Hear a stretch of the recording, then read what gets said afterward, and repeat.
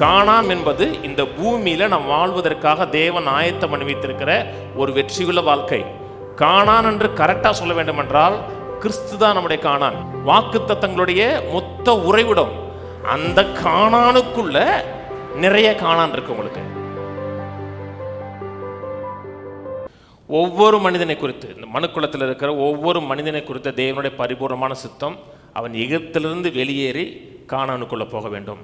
கானானுக்குள்ள போய் தேவன் அவனுக்காக வைத்திருக்கிற நிறைவான வாழ்க்கையை அனுபவிக்க வேண்டும். இஸ்ரவேல் மக்கள் எகிப்திலிருந்து வெளியே வருகிறார்கள். நம்ம எகிப்திலிருந்து வந்தோம், பாவத்திலிருந்தும் பிசாசின் பிடியிலிருந்தும் உலகத்திலிருந்து வெளியே வர்றோம். அவர்கள் எகிப்திலிருந்து வெளியே வரும் பொழுது நம்ம வந்தது மாதிரி தான் அவங்க வந்தாங்க, இல்லாட்டா அவங்க வந்த மாதிரி தான் நம்ம வந்தோம். பஸ்கா ஆட்டுக்குட்டியை விசுவாசித்தார்கள்.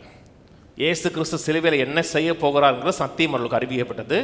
ரத்தம் சிந்தப்பட்டது, ரத்தம் வெளியே பூசப்பட்டது. பஸ்கா ஆட்டுக்குட்டியை புசித்தார்கள், வெளியே வந்தார்கள்.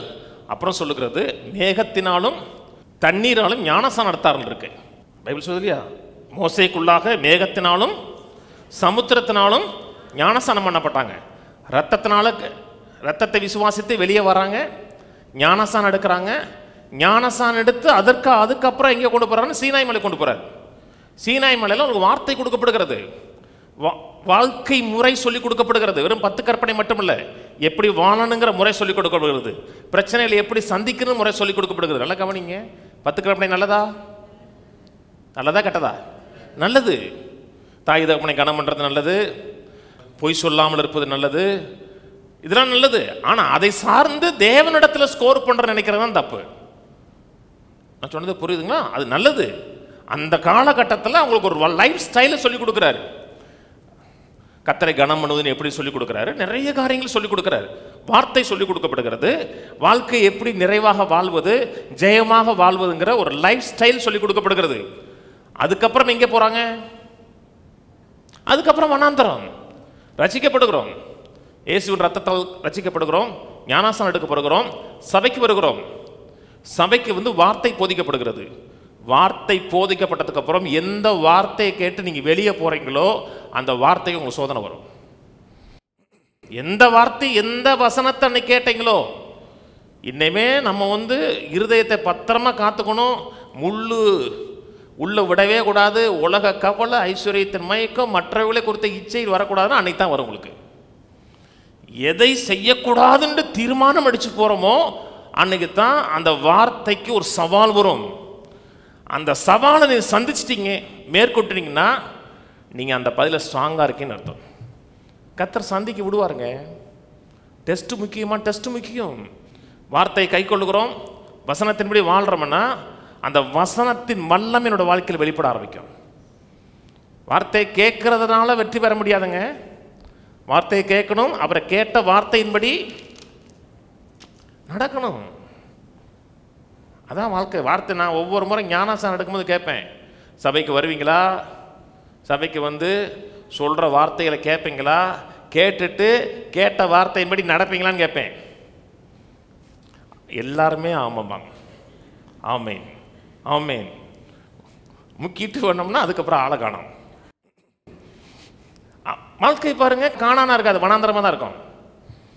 ஒரு நிறைவான வாழ்க்கை இருக்காது, சந்தோஷமான வாழ்க்கை இருக்காது. நம்மை குறித்த தேவனோட சித்தங்கிறது ப்ராமிஸ் லேண்டு, வாக்குத்தத்தம் நிறைந்த வாழ்க்கை. கர்த்தரை விசுவாசிக்கிறோம், ரத்தத்தை விசுவாசிக்கிறோம், சபைக்கு போறோம், கேட்ட சத்தியங்களை கேட்கிறோம், விசுவாசிக்கிறோம், நிறைவில் வாழுகிறோம். நம்மை குறித்த ஒரு மனிதனை கூட தேவனோட சித்தம் அணைஞ்சு தெரியக்கூடாது, அலையக்கூடாது, வேதனைப்படக்கூடாது, அப்படியே அலைஞ்சி நாயா பேயா ஓடக்கூடாது. சக்சஸாக இருக்கணும், நிறைவாக இருக்கணும். அதான் கானான் தேசம், வாக்கு தத்தங்கள் நிறைந்த தேசம். அநேக மக்கள் நினைக்கிறாங்க கானான் தேசம்னா பரலோகங்கிறாங்க. அது ஒரு குரூப் இருக்கு. கானான் தேசத்துக்கும் பரலோகத்துக்கும் சம்பந்தம் கிடையாது. கானான் தேசத்தில் எதிரிகள் இருந்தார்கள். கானான் தேசத்தில் மிருகங்கள் இருந்தது. கர்த்தர் சொல்றாரு பார்த்தீங்களா, முழுக்க துரத்தி விட்டீங்கன்னா எதிரிகள் மிருகங்கள் வந்துருந்தார். அங்கே மிருகங்கள் இருந்தது. நீங்கள் மேற்கொள்ள வேண்டிய சத்துருக்கள் இருந்தாங்க. பரலோகத்தில் சத்துருக்கள் கிடையாது, மிருகங்கள் கிடையாது. அநேக மக்கள் பாடுகிற பாடல் இன்ப கானானை குறித்து பாடுவாங்க. கேட்டது இல்லையா? இன்ப கானானை குறித்து பேசுவாங்க. சத்தியத்தின் அடிப்படையில் பார்த்தோம்னா பரலோகம் கானான் கிடையாது. கானான் என்பது இந்த பூமியில நாம் வாழ்வதற்காக தேவன் ஆயத்தம் பண்ணி வைத்திருக்கிற ஒரு வெற்றியுள்ள வாழ்க்கை. கானான் என்று கரெக்டாக சொல்ல வேண்டும் என்றால் கிறிஸ்து தான் நம்முடைய கானான். நான் சொன்னது புரியுதுங்களா? கிறிஸ்து தான் நம்முடைய ரியல் கானான். கிறிஸ்துவுக்குள்ளாக நம்மை கொண்டு வந்திருக்கிறார். அவர் தான் வாக்குத்தத்தங்களுடைய மொத்த உறைவிடம். அந்த கானானுக்குள்ள நிறைய கானான் இருக்கு. உங்களுக்கு சுகம்ங்கிற வாக்குத்தத்தம் இருக்கிறது, வெற்றிங்கிற வாக்குத்தத்தங்கிறது, நிறைவுங்கிற வாக்குத்தத்தம் இருக்கிறது.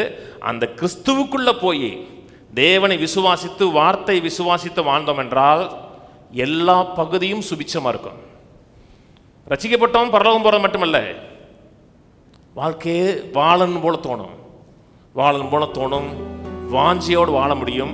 அதான் நம்மை குறித்த தேவனுடைய பரிபூர்ணமான சித்தம்.